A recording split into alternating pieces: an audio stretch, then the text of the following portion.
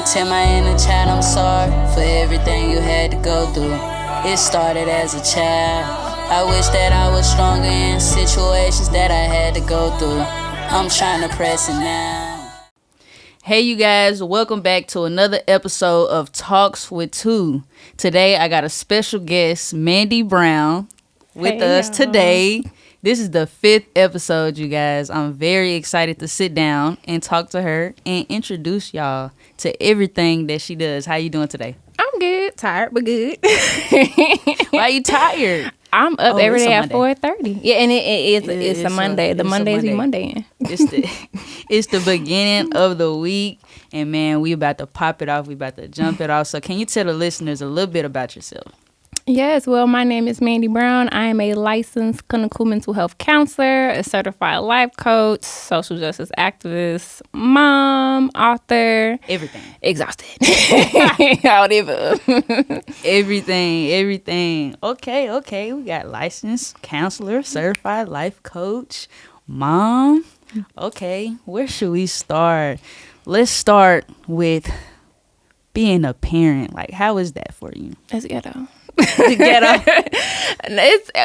It is, but I enjoy it. I see why my parents kind of loved us at that small age, impressionable age. Like when my kids were babies, it's just the new baby smell and everything. And as they get older, I'm like, damn, you are replicas of me and your dad. Right. It makes it ghetto because now I have to do what my parents did, but not as traumatized, and I get to like redo it all in the way I wish I was handled. So it's good and bad. They try you on purpose. Yeah. Here I am talking about I wish I had some kids. Never mind. I mean, I'm not gonna say 0 out of 10 recommend. Maybe if you just start out with 1 and just stay there, you'll be fine. But you learn a lot about yourself as a parent. Like I realized that my mom was very overstimulated with all of us because when her and my dad got a divorce, it was like 5 of us in the house. So I see why her patience was thin, why she would yell like, why the meat not defrosted, why the house not clean? Because I caught myself doing it. I'm like, I done told you to sweep the spot 3 times. I'm looking at the same crumbs. Now we got to handle this differently. Dang. So a house with 5 kids. Yeah, well, it's 11 of us total, and I'm the middle child. But at that time it was 5. So my parents had 2. My dad had 1 and my mom had 1, and then they had us. Oh. And then when they divorced, they just had separate ones. But we're all in the same space, so like intertwined and made no difference. We all like went to like the same school a year apart. Yeah. Oh, so y'all very close. Very close. So close that we are all in separate states. All of y'all are in separate states? Yeah, I mean, because we were all under each other in the same room, bunk beds. So, like, I know growing up, there were 2 bunk beds in a room. I'm, like, taking turns, waking up early to get to the bathroom to get ready for school. We were all going out at the same time. All same friends or different set of friends, but in the same space. It's a lot to be forced to be together. Right. And so when we all graduated back to back to back, we separated on top of what our parents did to us, of course, but like we wanted our own identities away from each other. And now that we had that, like we're still best friends. We talk all the time. We have a group chat, but we like our space. Yeah, I feel that. So can you walk us through your childhood and growing up? So I am born and raised from Chicago. Hey, we're about to touch down in Chicago. You gonna have fun. I tell everyone always go in the summertime for like the Wing Festival, the Silver Room Block Party. You did. And I went, and it was chef's kiss. Yes. There's no food like Chicago food. I give it to y'all down here. You know, y'all got some good stuff, but it's nothing like home. Okay. Yeah, I'm finna have to, after this, I'm gonna need a list on where we should go. I got you. I'm gonna give you a time frame when to go too. Okay. But growing up there, again, from a 2-parent household to a 1-parent household, all these kids in one space, it definitely was a lot. Definitely hard to find my own identity. My dad's side of the family was very big on colorism. We are mixed, so we're Black and Latino. And it was just that my other siblings are lighter than me. And then here's me and my twin, boom. And then everyone else is lighter than us after us. Right. And so my dad's mom didn't believe that we were our dads. So I remember getting a DNA test. And once it was proven I was my dad's child, she still treated me like I was like the gum on her shoe. Right. And my siblings getting all these new clothes, new shoes, hair done, spoiled.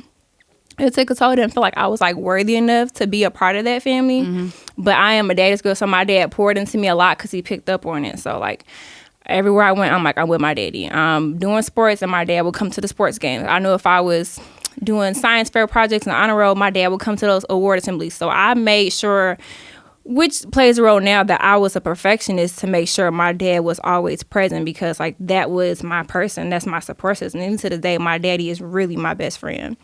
And with my mom, I felt like I couldn't talk to her. She didn't hug us a lot. Again, always yelling and stuff. I didn't know it then, but I know it now. But I just felt really neglected, and I could not go to her for anything. Not even when I got my period. My dad came to my school, picked me up, got me pads, tampons, showed me how to use it, all that, and took me back to school. So, like, even though I lived with my mom, I had to find out about her, like her background and everything, through my dad, because they grew up together. But now we have a good relationship. I mean, my mom is my dog for sure. But it took for me to become a parent for us to have that connection. Because once I graduated high school, I moved out like literally the day after graduation. And so you was ready. I was 16, turning 17, graduated early. I did dual enrollment. And at that time, that school, if you have like A's and B's, you don't have to take your finals. You already passed. So senior week, peace out, went to graduation, and literally I already had some of my stuff packed, but she called my dad after graduation. She was like, you can come get your child now, and had my stuff at the door. And I was like, okay, well, this is it. So let's hit on the relationship with your mother. So how did that feel, knowing that she, treated you like that? Like she was ready to, just go ahead and get rid of you. Y'all never had an actual relationship. So how did that take a toll on you when you were that age? It hurt. I crazy enough, so you know how Facebook has those memories that play back. And so I look back at my statuses that popped up from 13, 14, 15 years ago, and they all have like suicidal ideation on it. And I can definitely say I was very depressed in my senior year because she moved us further away from my dad. So I didn't have my support system. She remarried somebody that was mentally, emotionally, verbally abusive, all that stuff. And my room was right next to theirs. So like they're shouting and yelling, throwing stuff. And I'm just like sneaking out my window just to try to escape all that. And for her at that time, I felt like she was so lost in that relationship and trying to find herself past that and trying to find herself in motherhood. And again, like our parents did the best they could with what they had. So her mom was neglectful. Right. And she kicked them out literally after graduation as well. And when my uncle got kicked out, which is the firstborn, he was murdered shortly after. So she just kind of picked up on it. Yeah, so it was like a generational thing. So yeah, she seen her mom do that to them, and then she did that to you guys. And it was hurtful. Like I didn't understand it, but I was ready. I was ready to go. Once I felt I was not worthy of her love as like 16, 17, I'm like, I'd rather just be on my own. I mean, what else did I do? I'm working already. I know I'm smart. I can get through school. I know I can pay bills. So I have my cell phone bill. I was giving her gas money and grocery stuff. I'm like, I can survive on my own. If I can't, like, my education will get me where I want to go. And I got into all the schools I wanted to. So I just had to pick a school and just pack up and leave. And that's exactly what I did. Right. So what school did you pick? So I picked Lynchburg College. It's in Lynchburg, Virginia. I got into everywhere I wanted to. I was going to Hampton with my cousin who were going to the pharmacy program. The issue is with our HBCUs, they stingy with their money. And so I only needed, I want to say about $10,000 left to pay. And my mom said automatically, I'm not signing off on a loan. I'm not helping you pay. This is what you want to go and what you want to do. You figure it out. So I picked a school that was still in Virginia, but gave me a sports scholarship, an academic scholarship, and gave me grants just because I was of color. And my whole year was paid off. I just had to get there. So right. And how Dang, I lost my train of thought. 'Cause that is It's crazy. it's a lot. Like That is crazy because not signing off on the grant. she said, if we ever forged her signature for a loan or anything for ourselves, she would send us to jail. She would pressurize and send us to jail. She made it very clear that when we leave her house, we are on our own. So that put me, I was already independent by force because I didn't feel like the love and connection with Right. my dad's side to a certain extent, and then definitely not with her. So you forced me to be an adult. That's fine. Right. I will have to figure it out. I didn't know about bank accounts, loans, none of that stuff until I left her house. Man, I know that's a lot. So how was your dad's reaction to like all of this going on? Like how she was treating you? See, my poppy a smooth dude, okay? So he, when it happened, he said back, he was like, it's okay. I got her. I'm like, oh, okay. Daddy's girl. Yeah, I mean, he did. He came down in his truck, packed up all my stuff, and took me back to Chicago, paid for my deposit to go to Virginia early in my dorm because at that point, it's a private school, so they will let you come early if you need to. Right. I got there a month early. And Right. it was probably like the best decision I made. But my dad was like, no matter what, even now, I still have you. So he just kept pouring into me. Right. So how did you find out about the grants to get and stuff? Like who helped you? Nobody. So you found it on your own. I used to sit for I remember sitting for 2 weeks straight after I got all the schools like Rutgers, Drake, Carthage, NIU, Baylor, St. John's, everybody. I sat and was like, who's going to offer me the most money? And if something's missing, where can I get this money from? And it was the minority grant that I was missing that gave me like $15,000. Dang. Yeah. That's pretty smart to be able to go find that information. Still to this day, I couldn't go find none of that stuff on my own. But it's really out there. Yeah, I mean, it's hard. When I'm first generation too, so my parents couldn't help me. Right. So you say you got an academic scholarship. What sports did you play? I did cheerleading and basketball. So I got in for cheerleading, and then I They give realized stuff for cheerleaders? Yes. My bad. We were good. I be sleeping on the cheerleaders, man. But nah, that's good. So so at one point did you play basketball? After I left Lynchburg, when I moved back to Chicago, I decided to go to Kishwaukee College, which is their JUCO connected to Northern Illinois University. When I went there, I did basketball there. I already knew the coach, knew some of the players. I had friends there already. It was pretty easy kind of just to walk on. And they gave me a grant for the semester to see how I do it, and it kept going. Right. Okay. Little sports thing going on. A little bit. When I got to NIU, I was like, I am relaxing. Why you ain't want to do the sports? Because when I'm average height, and at NIU, I knew I really wanted to just focus on school. And I was a parent. Then I became a parent at that time too. So focus on school, parenting, get into the community as far as what clubs I wanted to join. Activist stuff. So I did join the Black Association. I did a minor in African American Studies, was under the African American Center that we had on campus, and did the S-Plan mentorship program. So I took freshmen, sophomores under my wing, even though I was new. I just wanted to get involved in the space. I wasn't worried about hooping. My academics at that point paid for my college. Paid for everything. Yeah, I feel you.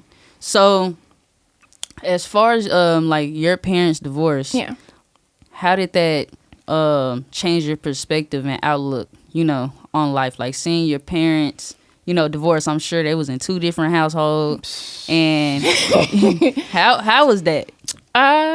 It sucked. So when they told me they were getting a divorce, my mom took all of us upstairs while my dad was downstairs, eating Chinese food, watching martial arts. That was our thing.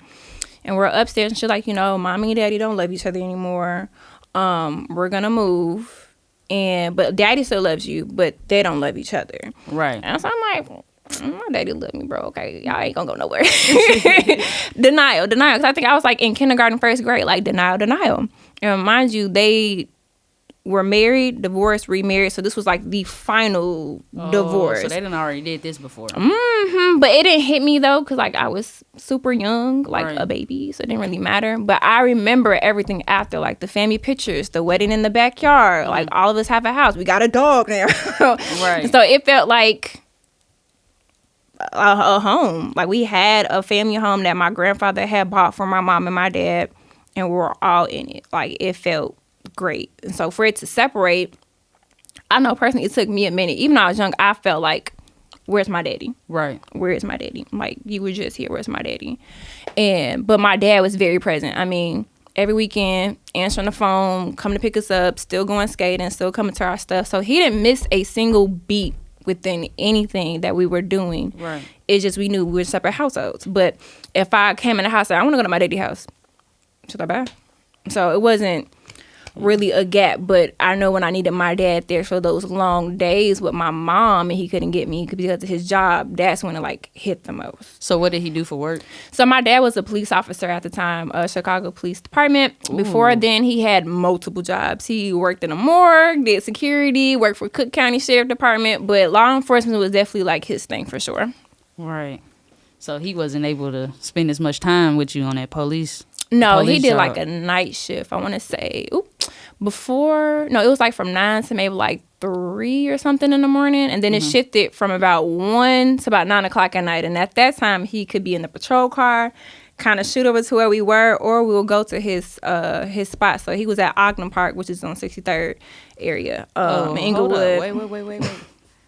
63rd? Everybody does it. But Ogden Park, and he was posted up there. And so that also played a role in who I am today. My dad definitely had a compromising background in the beginning growing up. But once he chose to be one of those protectors and leaders in the community, he's just a regular hood dude on the other side and still pouring into the youth and keeping them out of trouble. Right. Yeah. So that was the good part. Because I'm like, hold on, you said 63rd. Now I heard a couple things Everyone about hears 63rd, and just like, oh my God, when I go down there, I can't wait to ask people about 63rd. Don't. It's not as deep as y'all make it. okay, because that's what I want to know. You know, down here in Nashville, because we'll tell you the worst projects is down here, but to somebody that really don't know, it's a lot of good parts down here in Nashville. Very much so. So that's the thing that I'm excited when I go up to Chicago. Like, so the lifestyle, like, how's the lifestyle down here? To me, down here, this is a piece of cake compared to how I grew up. I mean, like, you're like, oh, there's a shooting over here. I'm like, okay. I mean, but y'all can walk outside. That was fine. But me being in the community, I see how if you grew up born and raised here in those areas, how traumatic it can be. Yes, but coming from where I'm coming from and how I've grown, I've been shot, I've been stabbed, I've been hit with a brick, I've been in a drive-by. So it's hold on. You said you've been what? Yes. So hold up. Hold up. Let's rewind right quick. You've been shot, you've been stabbed. Yes. Hit with a brick. We've had a lot of things going on in our youth. Okay. Okay, hold up, because I need to hit on that. Yeah. So you got shot. Where? I got grazed in my neck, and then I got stabbed in the back of my arm. And then when I was with my brothers and they were fighting, someone grabbed a brick and hit me in the side of my head. I still have that dent there. So was this in Chicago? Mm-hmm. Everything in Chicago. Nowhere else. It ain't down here. What? I live peacefully here. Okay, so yeah,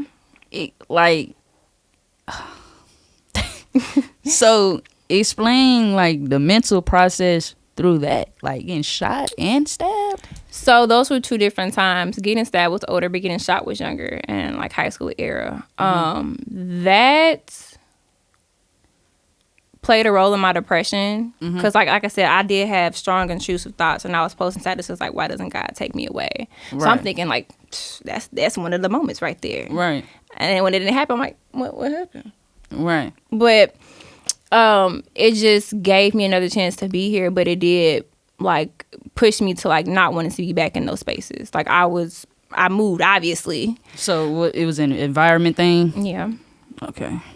So what about the incident, like getting stabbed? College. That happened late. College? So you went through some traumatic in high school, and then, I mean, not even just traumatic, but like violent. Yeah. Violently. So how did the college stabbing was like random. So it was a college party. And at the time, this is my ex, also my daughter's father. Mm-hmm. His friend was like the one who threw all the parties on the block in Greek Row. Mm-hmm. And so at this point, the man is drunk and playing with one of them martial arts knives. and throws it, and it hits the back of my arm. Like, it just stays. And I turn around, I'm like, I know this is not what I think it is. I know this is not what I think it is.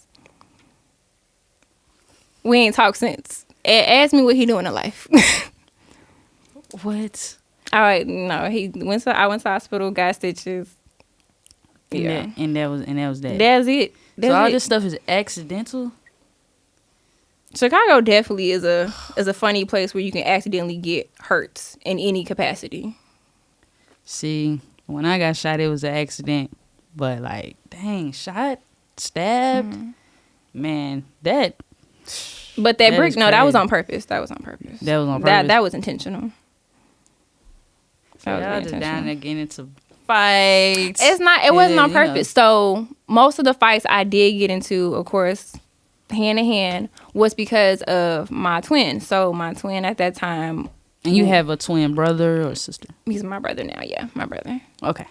And at that time, when I was on the other side, my twin was gay. Right. But was trying to hide it. And a lot of people at that time, kids are cruel, picking on them. And so our high school and middle school, all schools we went to, small. And everyone knew where my class was. And so this particular time, there's gym class right at the end of the hall and my math class at the beginning of the hall. Right. All I hear is like, they picking on Chris. I run out of class. My teacher couldn't even get 2 words out of me. I take down off the hall. Mink. No question. Because at that point, like, again, we didn't have a safe space at home. We come to school with our friends. Yeah, we trying to learn, but we chilling. And you got the audacity to pick on my twin? Oh, you gonna catch something. Yeah. And it was his hands. There was no other explanation. There was no talking because everybody knew, like, Chris was introverted. Chris was shy and did not talk, but was not gonna fight you, not gonna argue with you, immediately shut down. Like, I'm rah, and Chris is like, nah.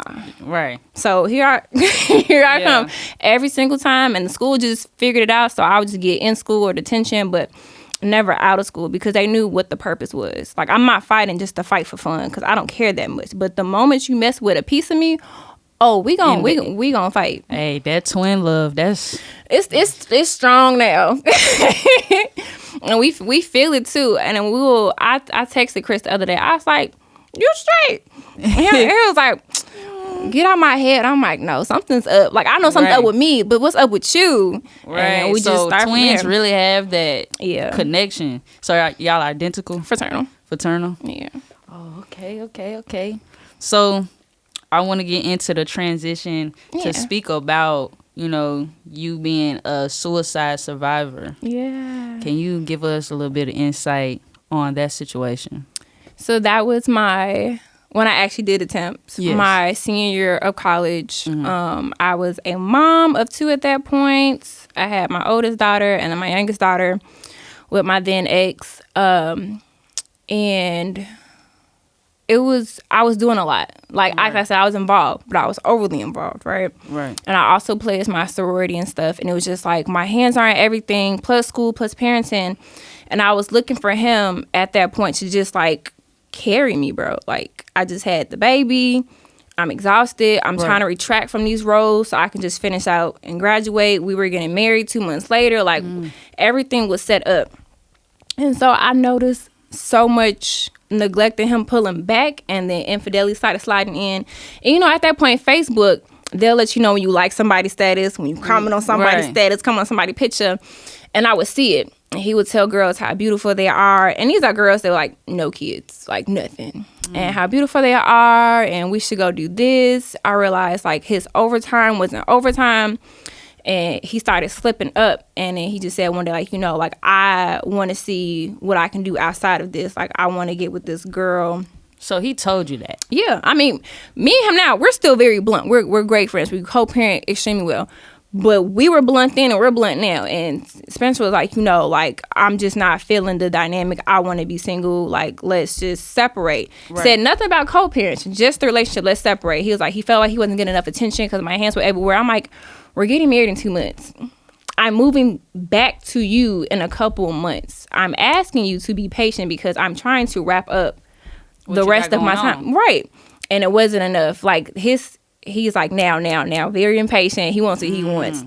And so he left me for another girl who was in a different organization. And that made me crumble because at that point he wasn't seeing our girls enough. He had bills that he was supposed to cover, didn't cover them, so it put me behind.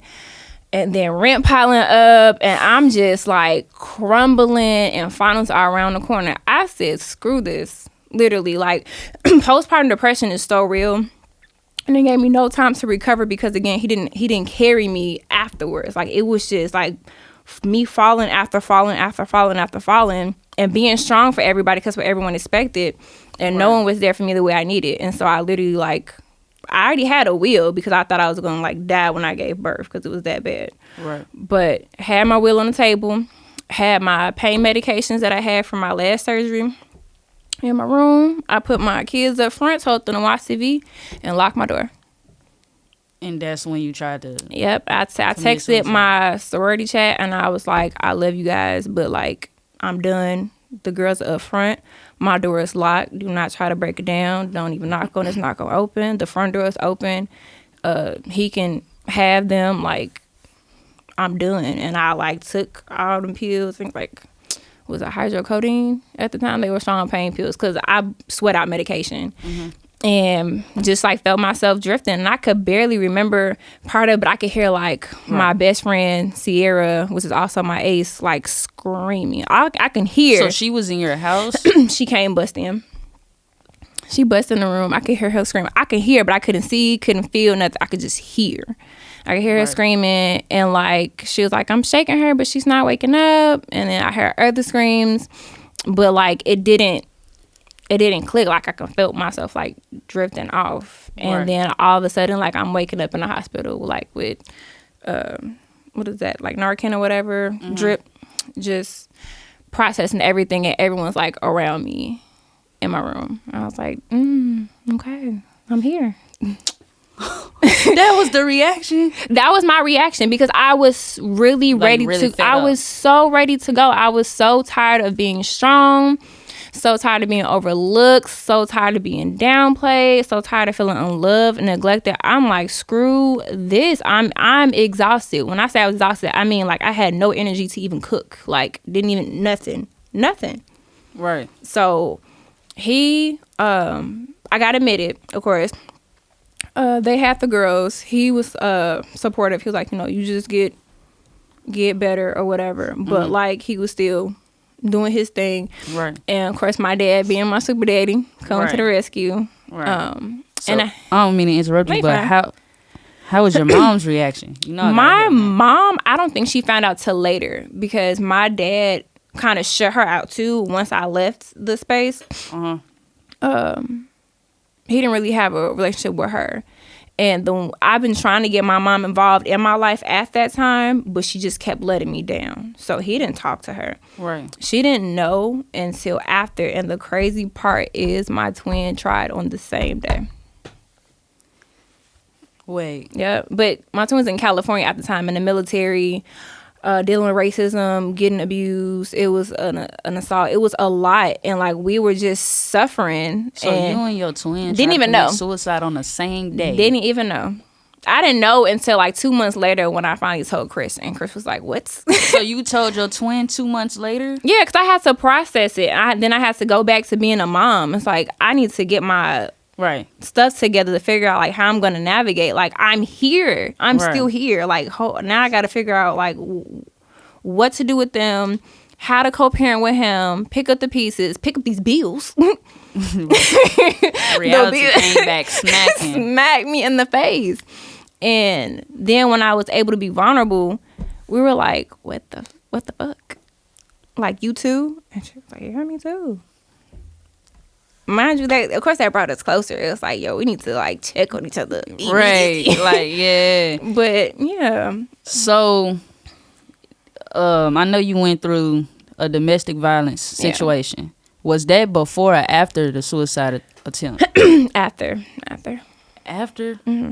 Was it the same guy? No. So this is a different guy. So Spencer is my girl's father, Chicago. And like I said, we co-parent fine. We co-parent fine. We are friends. Right. There's no issues. After that incident, he took my mental health very seriously. He does weekly check-ins still to this day. He like, Skip the kids. How you doing? How you doing? You need some gas money? You need some food? Because I know you ain't cooked on Friday. I'm like, stop peeping my life. Right. So we're fine. This particular person is actually my son's father. And my son's father knew everything I went through in my past. I mean, literally top to bottom. From birth to all till the way that up day. Yeah. And he knew about my perinatal and postpartum depression, knew about all the abuse and stuff prior. So when it came to him doing that naturally, I'm like, why? Right. I told you how it broke me, what it did to me, and you're putting me back in that place. Right. So, what was your mental like at that? Like, so going through everything that you went through in the past, I'm talking about from seeing your parents divorced, from the violence that happened, getting shot, getting stabbed, going through the suicide attempt, and now it's the domestic violence relationship. Like, how was that? That seemed like a lot. It was, mind you, this is a gap. It's not back to back, but right, yeah. The in between the gap, I felt great. I healed. Right. Like I said, we gained a better relationship. I now have my mom. Like, me and my siblings cool. I'm in my social work career, education career. Like, everything's on a good trajectory. I'm finding out my purpose. That's when I started my program, everything. And then I get a relationship with him. In the beginning of the relationship, I mean, it was perfect. Like, we were friends before, and like everything was fine. But the more I got into the relationship, and then we found out we were pregnant, there was happiness there, and I started overlooking stuff because at that point I'm just trying to focus on my pregnancy. Because again, prior with my daughter, I had like blood infusions, like everything. Like, I was like down bad after that surgery. So when it came to him, and I got pregnant with my son, it just kind of declined after that. Right. Like, it was like, you're not good enough. I'm seeing text messages from people like, do you know this is what he's doing outside of you? Do you know he's talking about you in this manner? So it's like a whole smear campaign. Unprovoked, because in my mind, I'm thinking we're fine. Like, we just we went shopping for prenatals. We bought baby stuff. Like, we're talking about how we're going to do a gender reveal, how we're going to do the ultrasound stuff. I'm still paying bills. I'm trying to plan dates. And when it hit like month 2, I found out he was cheating. He stepped out. He ugly girl at that. Stepped out. You finna get tossed and talked about. Hey, I mean, look. I'm gonna say it out the camera. But I remember this day because I asked him, I was like, that Michael Myers movie had came out, the last one where Michael Myers like died, whatever, right? Halloween, whatever. And I was like, hey, this just came out. Let me take you out on a date, because I know like Spencer said he felt neglected during the pregnancy. Let me fill in that gap with him. We already had a good relationship prior to the pregnancy. I want to keep it up. I want to make sure you feel catered to, because I know you're going to cater back to me. He was like, no, I'm going to hang out with my brother and do this and this and this. Come to find out, he asked the girl on a date to that movie and took her. And he's like, bring this. He's like, he said, I remember the text message. He was like, I've seen you on social media. It looks like you've been having a rough time.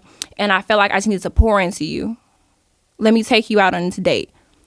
Pour into her? She's having a rough time. I'm pregnant. So after that, I'm just trying to like keep it all together. Remember, still in the program, still trying to cater to him. But the more I did that, the harder I was failing. And then found out about some strippers. Yeah, videos got sent to me. I was like, okay. And then more messages got sent to me. There was like, he was like, Mandy's not gonna know. She don't come outside like that. What a hoes that, blah, blah, blah. And at that time, I'm not outside. I'm in school. I'm finishing up my program. I'm trying to get us to the bag. Okay? I'm not worried about partying. That's not who I am now.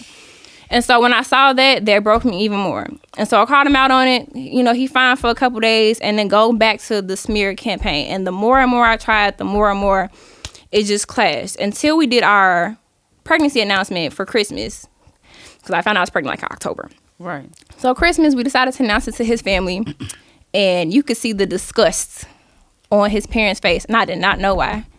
And she was like, "Get rid of it." His mom was like, "Get rid of it. Abort it."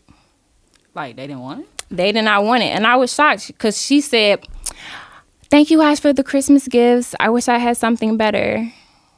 And then it was like, she needs to get rid of it. And I'm like, okay, she knows something I don't know.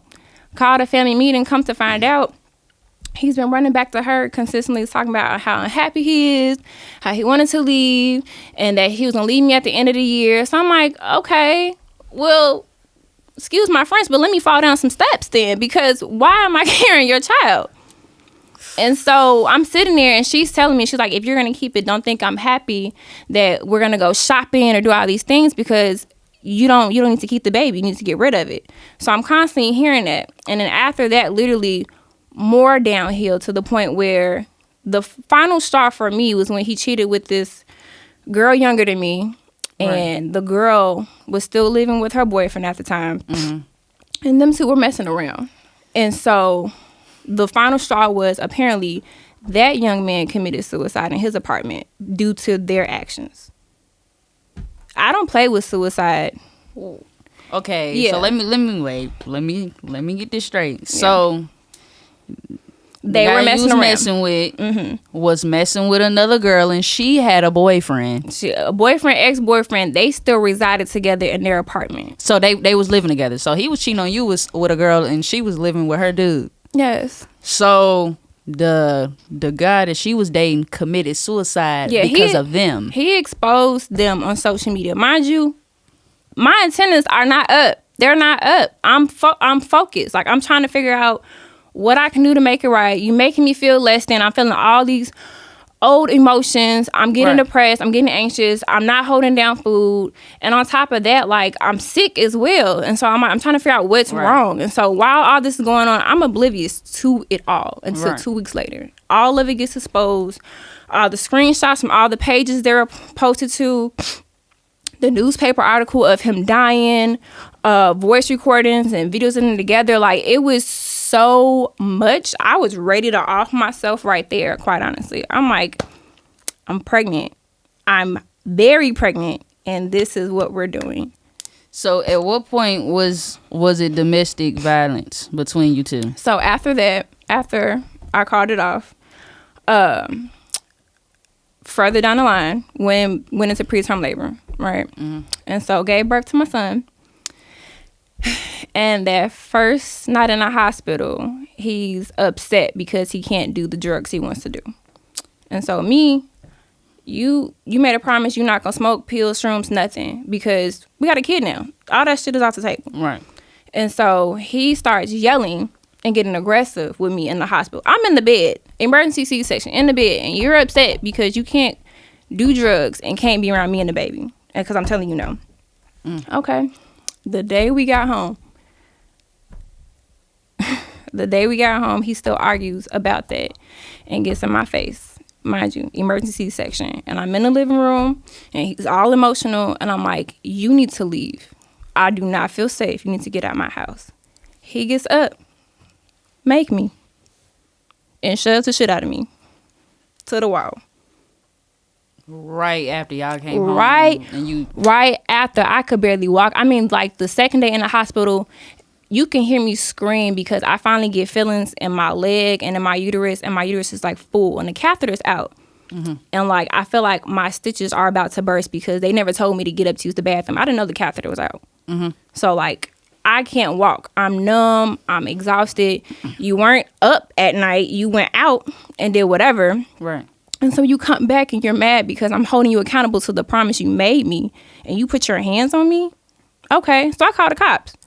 I told the cops, like, look, it's verbal. Just get him out the house. Because working in the system, I know what it can do to a black man. I'm not even on that type of time. At this point, right. Like I said, when I left you while pregnant, I just want to co-parent. You ain't even got to come to the house. I'll put him in a basket and put him on your doorstep. You don't got to come to the house. Like, that's how bad it was. The fact that you have known my whole life and was utmost disrespectful the entire time, top to bottom. Right. You and your family. and this is the first thing you do because you can't get what you want. So did it happen like more than just that time? Yes, it happened more than that time.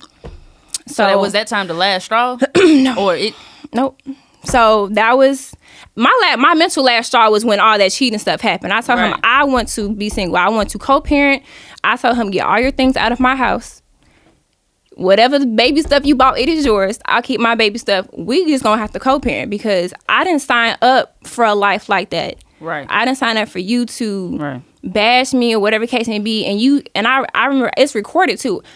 I remember he said, like, you tried everything, you done everything, you love me and all these things, and I just can't get right for you. Right. So let me leave. And I stood on leaving. As soon as I had my son, that was my exit plan. I'm not going back to you.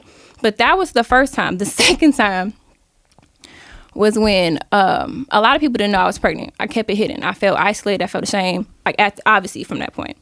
The second time was my son turned a month old. And, of course, I'm in therapy at that point.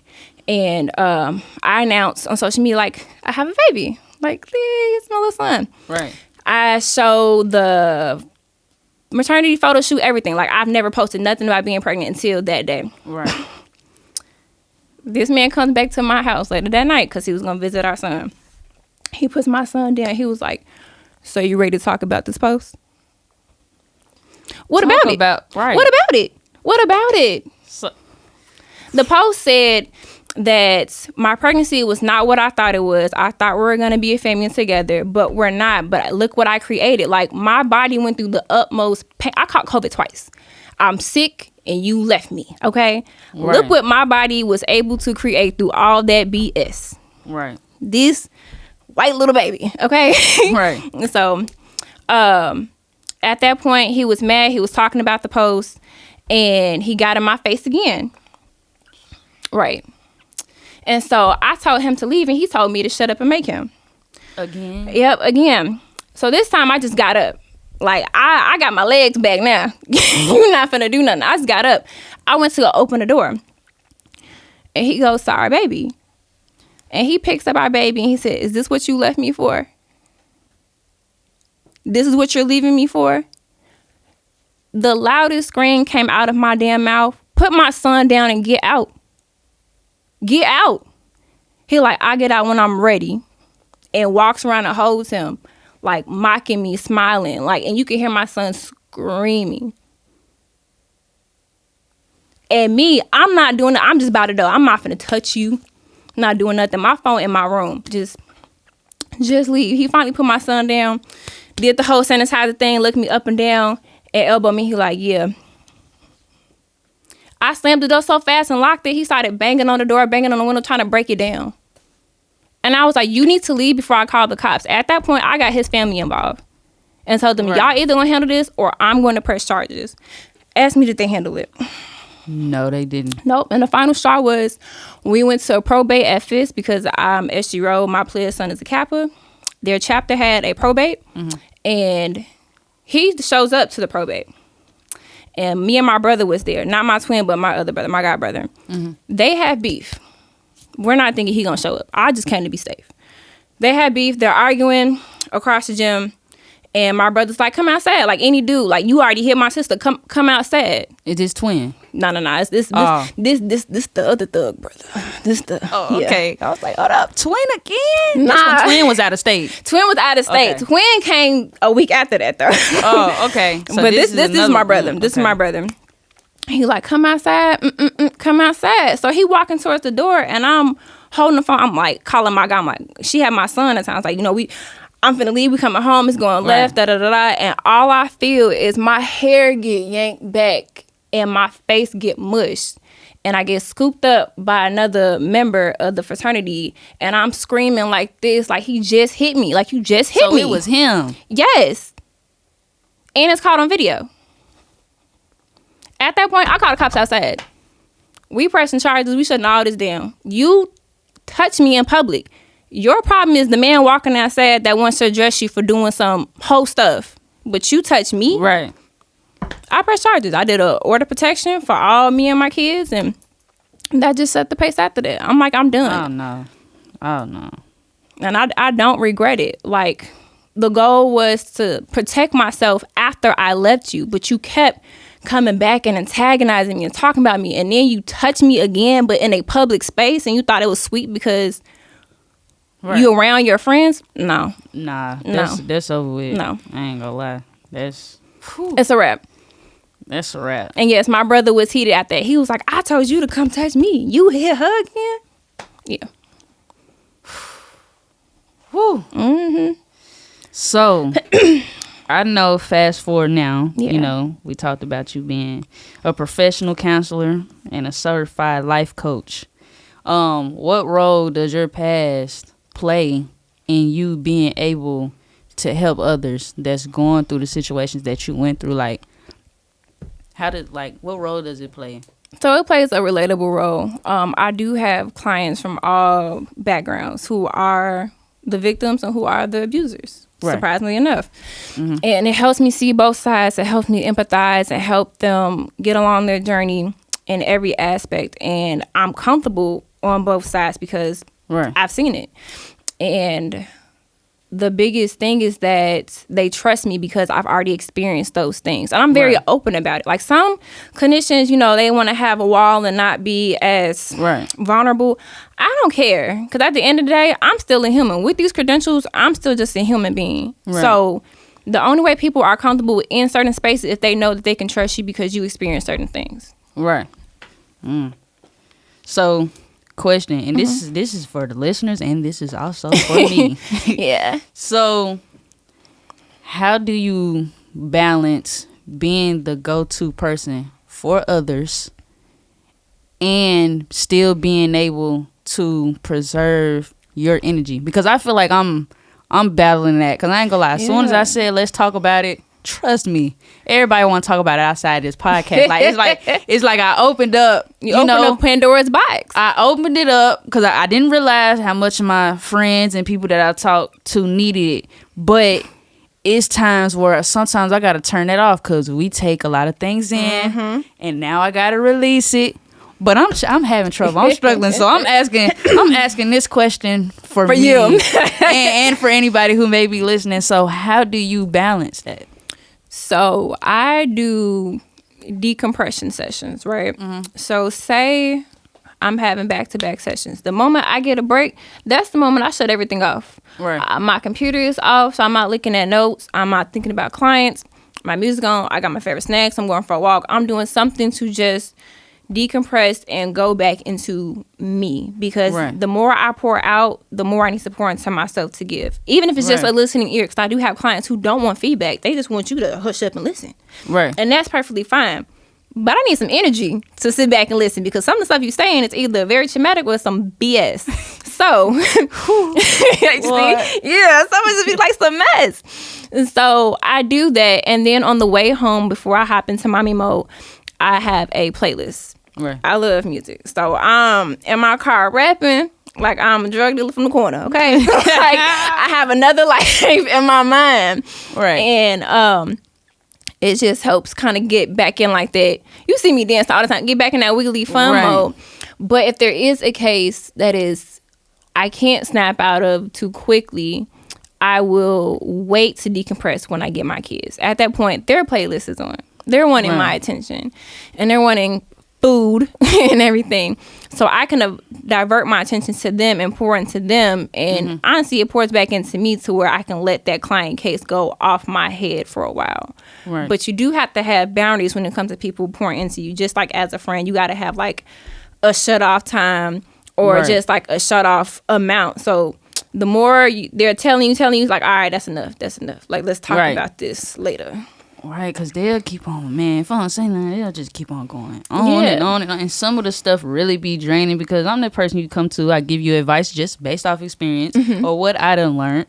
And then you still coming with the same thing as if you didn't listen to what I told you the first time. So now it becomes draining. I don't feel like I know everything, but I done been through some stuff, and I done grew, and I done learned. So I'm only just telling you, what I know to try to help you. Well, but that person gonna keep bumping their head. That's when you say, and I have a person like that. I like, look, if you're gonna talk about this topic, hop off the phone right now. Right. And they'll be like, well, if you're going to talk about this topic that we always talk about, hop off the phone right now. I don't have the capacity to pour into that. Right. I always say that. I don't have the capacity. If someone calls me and I'm exhausted, and I be like, look, I don't have the, and it's an automatic, I don't have the capacity to talk about nothing right now. You can text me, and that gives me the power to respond back when I want to respond back. But when it comes to stuff like that, we're not talking about that. Talk about something else. Okay. Yeah. I really need to take your advice. What do you do when it becomes to people that's feeding, off of your energy because they know you have that healing spirit and that healing energy that they just feel so entitled to it. I mean, I just be saying like, bro, that's not my, this, I do this on the podcast. I do. I do this on the podcast, but I'm still human too. Like, y'all not understanding how much I have to deal with yourself, dude. Like, this is trauma dumping. Even my story, your reactions, how your body is responding, it's like, ooh, right? It's like, oh my god, and it's okay. So what you just say, I just don't have the capacity, or again, those boundaries. So just say, which I do to my family. Here are my business hours, and here's what I charge. If you would like to talk about something in depth, feel free to book. And I will send you an invoice. Okay. So spin it. If you say, like, hey, if someone wants to talk in depth like that, be like, well, I do have a podcast. And if you're wanting to talk more, I can give you some mental health professionals that you can speak to on the side and pay for. Or I can charge you myself as a coach. Right. Okay. I'm dead ass finna take that fucking advice because Lord help me. I've been praying for me because boy, I just opened it up. Like I told the universe I wanted to do this, and the universe really it responds back every time. So now it's just like, okay, wait. I'm not ready. Slow down. I'm not ready. So yes, I definitely need that advice, and I know other people out here will need that advice too. What lessons have you learned, from your past that you imply working, with your clients? So I always tell my clients that unconditional love does not mean unconditional tolerance. And it doesn't mean when you forgive somebody, they still have access to you, because you can shut that off. So with that being said, I believe in boundaries 1,000 times, whether it's for me, my kids, work-wise. I believe in it because they're for me. It's not to do it to hurt the next person. It's just to protect me and to make myself comfortable and to make sure like I'm not overdoing it and depleting myself. And so I tell my clients that every step you take is going to be a new devil, a new lesson, but a new boundary you need to create. Right. So. Whew, dang, that is good advice. Yeah. Everybody does not deserve access to the new healed you. All because, and I'm a woman of faith. So I can forgive you for me and for the situation and hand you up to God, but that don't mean you got to come back. You are not a boomerang. Stay where you at. Right. Ooh. So that was definitely good advice. I feel that. Yeah. And I'm so mad because we run out of time, and I haven't even got into your professional life, but it's okay because this one we learned, this was personal, so we gonna have to do a round 2. But before we wrap up, is there anything that you want to share with our listeners, or any advice that you would like, to give anyone that went through anything that you went through? Yeah. Trauma happens. Healing is not linear. So don't think it's a race to hurry up and get to a finish line. That's a never-ending finish line. All because you heal from one thing, it's going to be a trickling effect. You need to heal from something else. Healing is not linear. You're going to dump and go back up and dump and go back up. It's just normal. Right. And therapy does help. But remember not to be codependent on your therapist or those sessions. We are just there to help you navigate those things, to help you get a blueprint, to help you answer some questions, but your journey is in your hand. That's not up to me. Now, I may want to fight them demons for you because I adore you that much, but I can't want you to want something and to be something more than you want to, because then that's when the frustration comes in.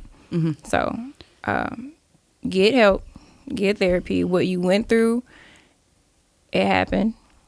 You can grow from it. You can build resilience from it. You can be hypervigilant, because I know sometimes I am as well. Right. But that event or that moment does not stop your life at all. If anything, it helps build you. It sucks. It sucks that it happens, but it helps you grow into the person that you know that you're not going to fall back to time and time again. Y'all hear that? We gonna highlight. Yeah. We gonna highlight that because I feel like everybody. I feel like everybody can hear that. And where can we find you? Where can our listeners find you and get in contact with you? You can find me at my church. But yeah, you can find me at my church. We are one city at McGavock High School on Sundays. If you need some, yes, I love my pastor.